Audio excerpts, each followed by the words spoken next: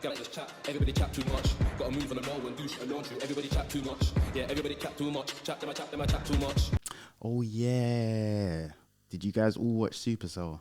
Did everyone watch Supercell? Big up Rapman. Rapman, please, when you come in on Blackjack Boys, serious Chattins, need you to come on the podcast and talk. Because, just first of all, let's just all give a round of applause to Rapman, because his come up has actually been like, it's 30. He started off just rapping normally, or he was telling his stories and stuff. He'd always tell his stories, which was 30.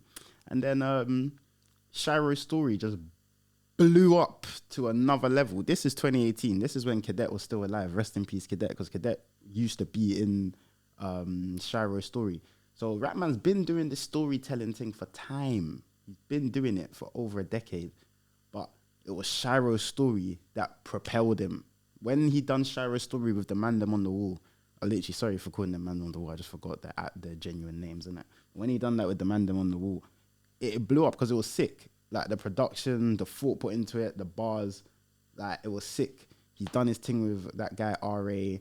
I forgot what it was called, but he's done the stories with him. Like Rapman, he's a good, like, I feel like he's a visionary.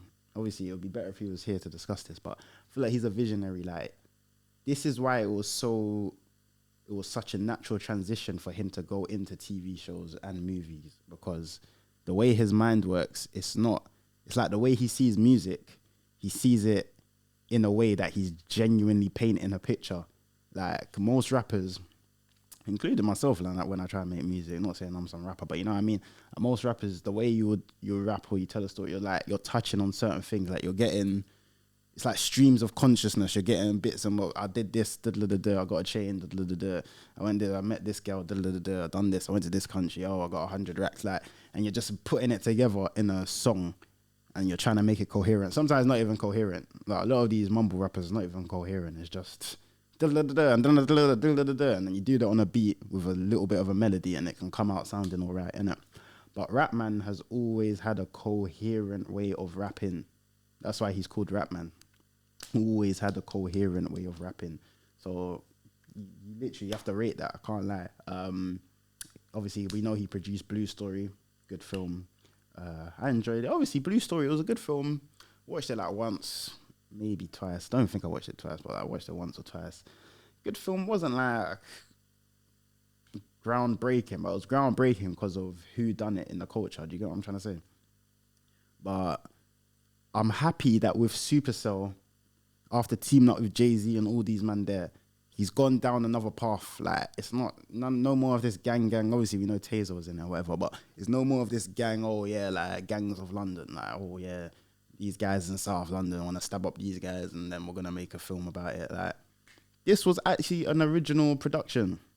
Okay, man, them from normal people, everyday people from London, they get powers. How will they deal with it? And I thought there were certain parts that were quite realistic and made sense. Obviously, I've heard like my boy from church, a couple of weeks ago, he was complaining what was he complaining about? I think he was complaining about the guy's super strength. I forgot the character in it. Is that Rodney? No, that's not Rodney. What's the strong one called? The one who plays Lamar in BMF. But yeah, he was complaining about his power. Like, there was inconsistencies and stuff. But I was just thinking, allow it. Like, as a production, it was sick. Like, all the characters, I literally can't remember all the names. I remember Taser, I remember Rodney, Michael, I think is the black guy Chris, and I can't remember the woman with the force field. Like, they're on a Fantastic Four thing.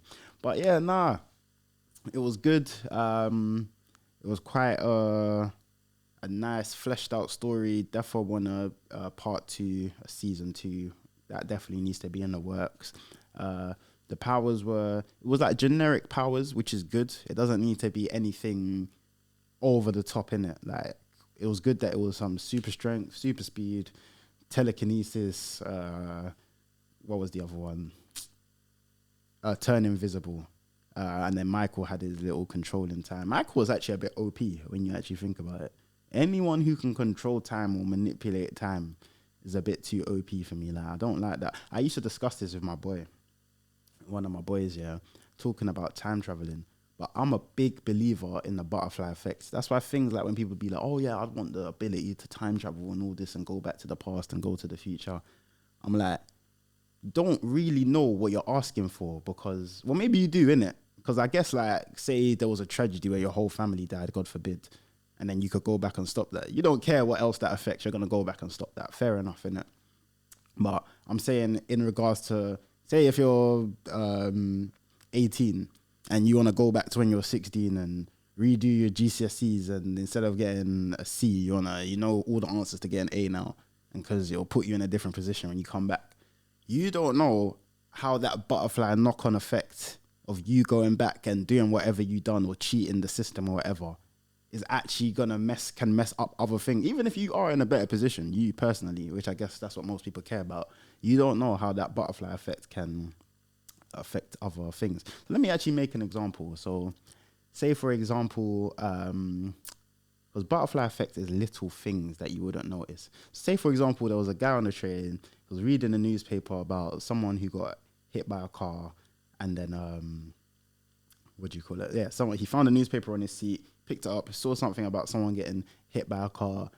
Next thing you know, he's thinking, it gives him the idea to talk to his boy about, oh yeah, did you hear about this guy got hit by a car? Da, da, da. Then his boy has the idea to invent an invention that prevents car crash. I know this just sounds a bit like I'm waffling, but let me land. Then his boy has an idea to invent something that reduces car crashes by up to 80%. Let's just say in an alternate reality, this has already happened. So we've got a device that reduces car crashes by 80%. If this guy, this 16-year-old, this 18-year-old was to go back in time, and then he's gone back to when he was 16, so when this guy had the idea, let's just say he done something as simple as he picked up the newspaper instead of the guy's friend who was meant to pick up the newspaper. Now when you come back in 2 years, we never had that invention that stopped 80% of car crashes because it just never existed, because that guy, the guy's friend, never got to read the newspaper and tell his friend, oh, did you hear about the car crash? And now there could be 10 people, when you go back, there could be 10 people dead who didn't actually need to die. He would have been alive. It's just something to think about. But yeah, Supercell, I'd give it, personally, I'd give it an 8 out of 10 for the first production. Big up Rapman. Yeah, man, that Taser kid was loose. Like, can we remember that he actually killed Michael for like literally no reason? And if Michael didn't reverse it, Michael would have just been dead. Like, he literally just stabbed him up for doing like, literally telling his other boy to kind of leave him alone kind of thing.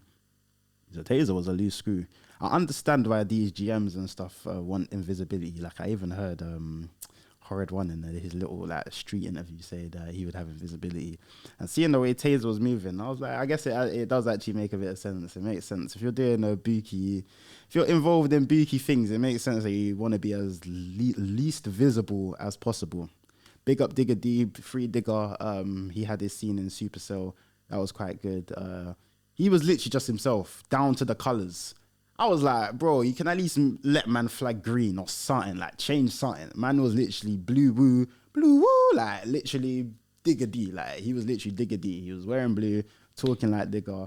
Yeah, he died a horrific death though, so yeah. So I guess that was all fiction, but yeah, he basically just was Digger in when he was playing the character. But Digger did a good job. Castillo had me creasing, fam. Like, it's just the way he says things, fam. Like, it's like you're playing an essay off him, but the way he says things, he's just still funny. Like, and he had the ability to fly.